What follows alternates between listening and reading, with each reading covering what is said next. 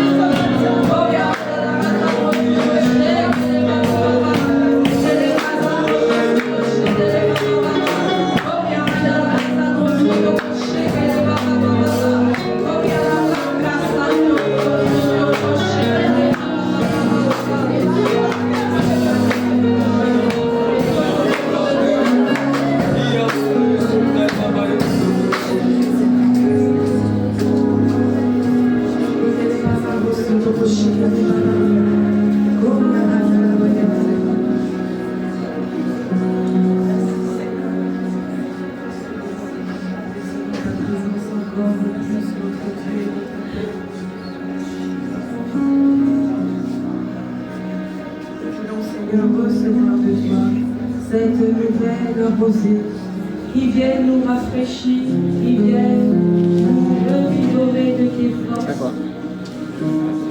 Cette rosée qui nous remplit de ta présence, qui nous remplit de courage, qui nous remplit de persévérance, qui nous remplit d'amour, qui nous remplit de paix, qui nous remplit de stabilité, qui nous remplit de ta présence, ô Éternel. Nous ne voulons rien d'autre que ta présence. Nous ne pouvons rien faire sans elle. Oh Dieu, nous ne pouvons rien faire sans elle. Nos cœurs sont ouverts à te recevoir.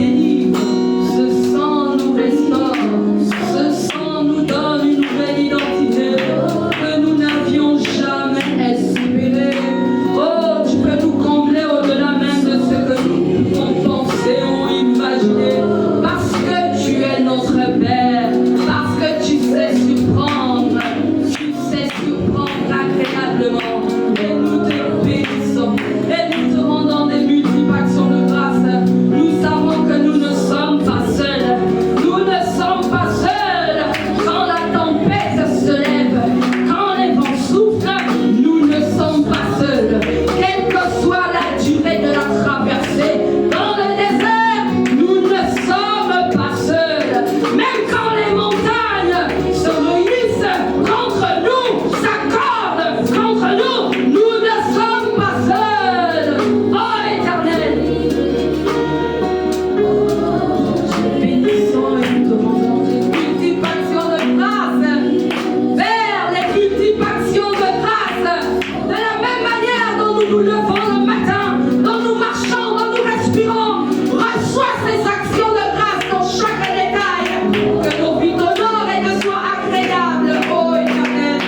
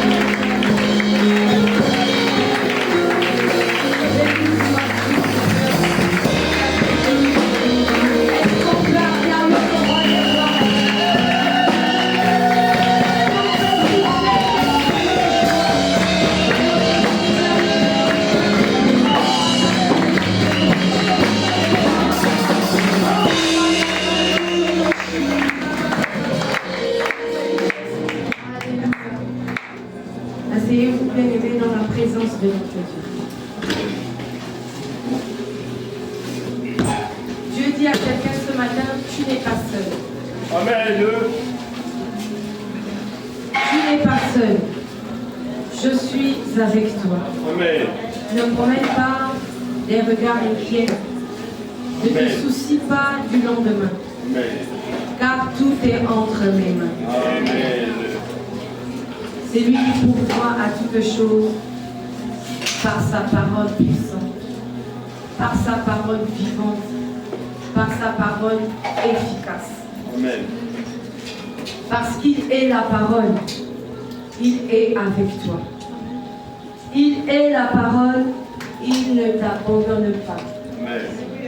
Alléluia. Amen. Dieu est avec toi dans ce que tu traverses. Il connaît mieux que à qui tu peux expliquer ce que tu traverses. Amen. Amen. Parce qu'il est Dieu, c'est lui qui t'a créé. Et il a la source de tout ce que tu peux traverser. Alléluia. Amen. Notre défaut, c'est que des fois, nous voulons prendre des choses en main. Nous voulons nous-mêmes vouloir décider. Nous voulons nous-mêmes vouloir combattre sur ce qui n'est même pas de nos efforts physiques. Amen. Amen. Et quelquefois, nous oublions la bonne part. Des fois, cela nous échappe de savoir qui nous sommes. Cela nous échappe de connaître nos bénédictions. Cela nous échappe de savoir que Christ est mort à la croix pour moi. Amen. Vous savez ce que c'est offrir sa vie à quelqu'un. On voit dans un mariage un homme ou une femme qui peut donner sa vie sans engagement à un homme ou à une femme concernant une alliance.